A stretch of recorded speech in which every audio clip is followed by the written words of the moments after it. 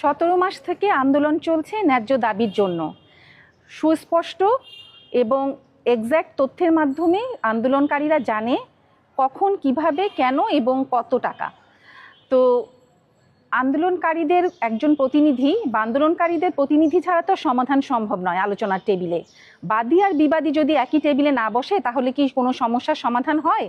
তাই স্পষ্ট করে বলতে চাচ্ছি, শ্রমিকদের ভবিষ্যৎ নিয়ে যে সমাধান গ্রামীণফোন করতে চাচ্ছে সেই আলোচনার টেবিলে অবশ্যই আন্দোলনকারীদের প্রতিনিধিকে রাখতে হবে। আর আলোচনা টেবিলে যদি আমাদের বা আন্দোলনকারীদের প্রতিনিধি না রাখা হয় তাহলে আমরা কঠোর আন্দোলনে যাব এবং আমরা এমন দৃষ্টান্ত স্থাপন করব যে পরবর্তীতে শ্রমিকদের ন্যায্য পাওনা থেকে বঞ্চিত করতে প্রত্যেকটা কর্পোরেট কোম্পানি আরেকবার অথবা দ্বিতীয়বার চিন্তা করবে।